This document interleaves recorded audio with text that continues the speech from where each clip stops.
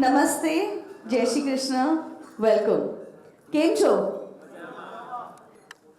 Trade is the bridge that connects nations, fostering collaborations, understanding, and mutual prosperity across borders.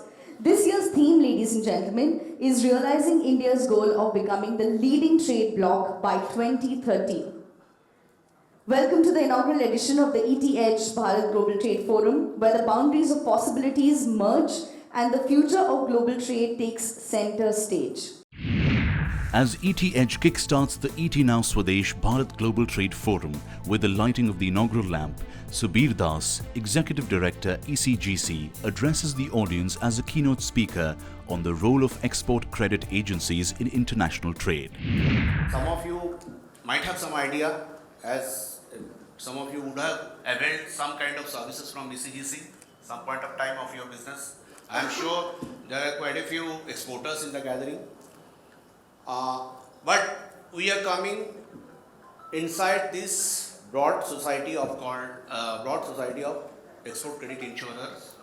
The other name is export credit agencies. Now, what are these export credit agencies? Across the globe, there are 39 agencies like that. Every country has one or maximum two such agencies. What is their role? Their role is primarily to promote the country's exports. How they do it? They do it by providing finance. It is a loan or trade credit finance, whatever it is. Credit guarantee, trade credit insurance or export credit insurance, and surety cover. By and large, some of these agencies are engaged in only exclusively giving political risk insurance. That is for the large ticket investment, cross-border investment that's happening. Now, broadly, these are the arms of these ECA services. But what exactly they are needed for? They are the go-between. Every government has got the ambition of economic growth, and the role of trade can hardly be overestimated. So, to play the real catalyst in the economic growth, trade's role is very critical. Every government is conscious about that, how to promote trade, that is the export, that is the international trade, in the form of import of some country, in the form of export of some country. The government needs certain vehicles. So ECAs are effectively the go-between government and the exporting community. That is the role primarily they are playing. Now, why these companies are needed? Because the basic theme is that if you have an international trade, that is goods or services going from one country to another country, there are inherent risks. And there is where these companies or these institutions are coming. To take the conversation ahead on learning about international trade and export credit, ET Edge editor Lavanya Iyengar got into a conversation with the Executive Director of ECGC, Subir Das. Here are the details. We would love to hear about your journey with ECGC. You've been with ECGC since 1995 and worked through different departments, right? So if you can talk about how you're familiar with every part of it now, right? Yeah, it's I would say it's a remarkable journey. It has started, I think, in the early part of the previous century, I think 20th century. Then it's been journey for almost 33 decades, and it has been quite eventful. This company has given me a lot of exposure in varied areas of operations of insurance as well as trade and banking. And I have risen to the rank, and I worked in the branches, I have worked in the regional offices, I worked extensively in the head offices with various types of function, be it marketing, be it legal, be it underwriting, core underwriting and claim administration. And of course, in the branches, head office and regional offices, it has been a leadership position. So I had to take care of the company's business a lot. So we had to make significant strides with the changing dynamics of the trade environment, economic environment, not only domestic as well as international. So somebody who has been with ECGC and who knows about its working, okay. So ECGC provides credit risk insurance covers to exporters against loss and export of goods and services. With all the looming geopolitical crisis, every day we hear about, a crisis in Israel or the Russian-Ukraine war. How are you managing it? How do you think it pans out? Yeah, this is nothing unusual for credit insurers. Before that, I just want to give a brief background about what export credit agencies, we call it shortly as, in short as ECA. So these are officially supported export credit insurers, and they are operating all across the globe, be it Europe, North America, Asia, Australia, everywhere you will find this kind of agencies who are essentially supporting the trade activities, foreign trade activities, encompassing mainly export credit and investment insurance. So export credit insurance as well as investment insurance is provided by this ECA. ECGC is the Indian ECA supported by Government of India. We are a company wholly owned by Government of India, and we are being regulated by IRDA. Our performance is monitored by Department of Public Enterprise, and we are administratively and financially controlled by Ministry of Commerce and Industry. So under this environment, our task is a bit challenging in a sense that we have to remain viable all the time in terms of our financial performance and business performance. At the same time, we have to promote the cause of exports, which is our main mandate. It is fraught with the risk of political as well as commercial risk. Now, if I say the journey for last 3 decades, there have been crises like this: the East Asian crisis, Gulf War, global financial crisis, COVID, and now this geopolitical crisis. So there is nothing new in our kind of feeling that the Indian exporters are feeling this turmoil. And ECS, like any other ECS, we have played the very crucial role of counter-cyclical support we give to the Indian exports, in a sense, by way of providing credit insurance to the entities who require it most, to enhance their capacity to support their business in terms of giving the risk protection. You've been, what, 55 years ECGC, so you are… More than 60 years. More than 60 years, so you are familiar with all kinds of geopolitical crises. So you provide export credit insurance covers to banks and financial institutions too. How do you enable these organizations? See, export credit insurance to the banks basically to support their export credit working capital support to the exporters. So that can happen in the post shipment as well as pre-shipment. Pre-shipment for the purpose of procuring, production, packaging the goods which are to be exported to the overseas buyer. So that is a very critical facility. No other entity is giving this kind of support at the moment to the Indian banks. Okay. So ECGC is giving that kind of cover. And apart from that, once the goods are exported, then also this liquidity support is required by the exporter, because they will get the payment after a credit period. See, they are also extending credit to the overseas buyer, 30 days, 90 days, 60 days, 120 days, 180 days, sometimes it is 270 days as per the RBI regulation. So in that case, we are giving support to the banks for their post shipment export credit in the form of bill discounting, bill purchase, bill negotiation. Okay. So ECC gives cover to that extent also.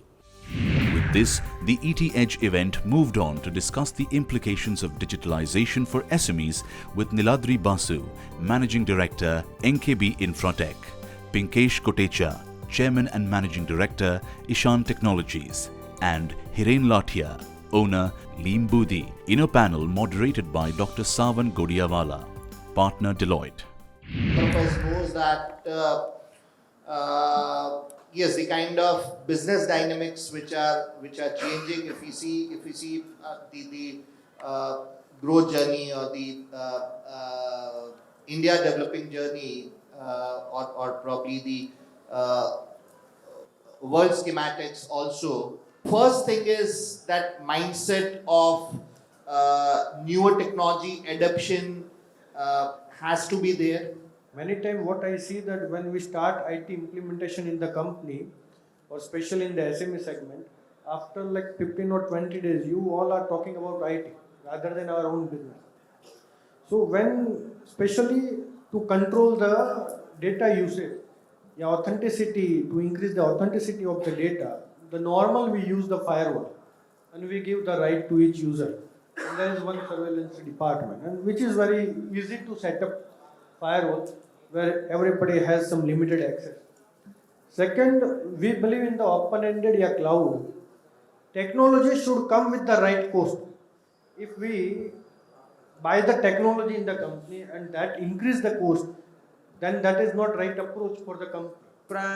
That you are in is a quite a manually human driven business, and but how do you use, I would want to know, for the purpose of MIS, that what is happening at the sites, what is happening in terms of cost controls, what is happening so far as the collections as your MIS at digitalization.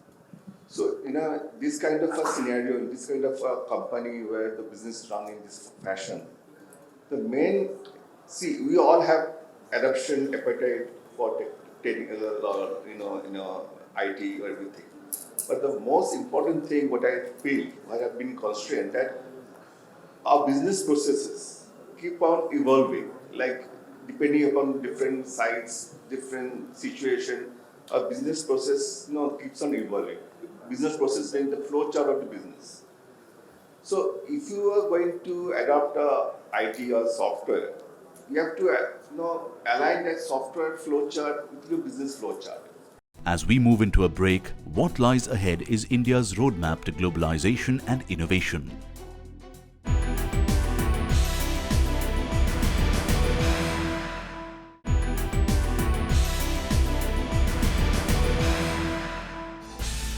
Welcome back to ECGC Limited presents ET Now Swadesh Bharat Global Trade Forum 2023, where national stakeholders and entrepreneurs meet to discuss and advocate for pushing forth policies that will enable the growth of SMEs and make conducting business easier by looking ahead at India's growth story as a worldwide hub of infrastructure development and logistical support.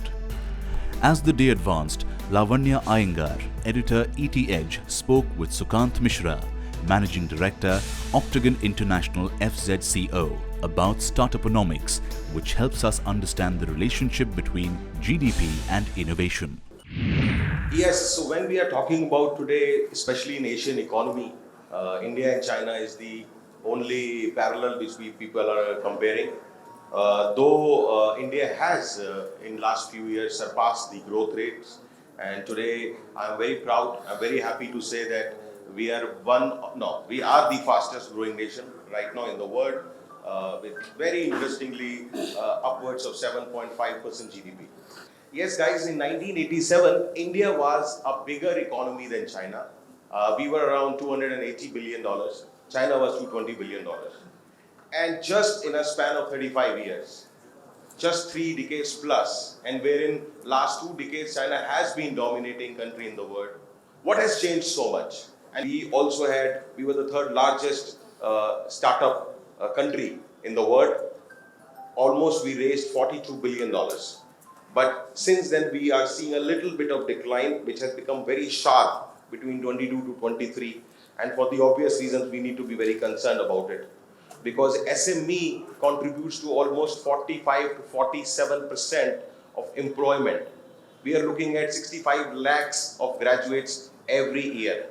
And if 50% of them will not become employable, can become a concern. So these are the key factors where China has gone more specialized, more manufacturing, more catering to global competitive advantage.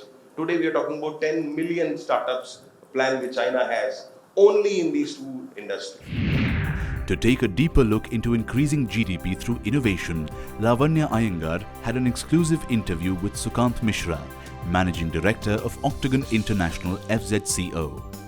See, when you talk about the Bharat Global Trade Forum, where we started our journey, We spoke about the MSME journey, and with your expertise in over 96 plus countries, where do you look at a comparison of India and China in the MSME journey? See, MSME is the backbone of any country. Any country relies heavily on this small, medium enterprises. And in last 2 decades specifically, India has put in a lot of focus in promoting MSME and SME. We still do not have a lot of contribution in terms of tax collections from our small, medium enterprises. But if you look at the employment, we are talking about almost 111 million people employed in MSME. If you talk about GDP, we are contributing approximately 30% of our GDP, 60% of which comes from rural area. Okay, so you find the segment growing as such, and we have recently had reports like the whole the manufacturing sector being down in China and India being contributing a lot of that. And being an angel investor, your takeaway from the industry? Let's look at a broader comparison between India. MSMEs are more focused towards localized, local is vocal as they say, local domestic improvements, agricultural improvement. Whereas China has looked more in terms of international markets. They have specifically created global strategic advantageous product to cater to the needs of international arena. And that's why they have been able to produce much more number of unicorns in last 10 years. So the answer lies in the results. So yes, we are catching up and catching up fast, and next 10 years are going to be very interesting because global sentiments are towards India. Now it is up to India's ability to take this opportunity and shift as much as manufacturing bases which we can.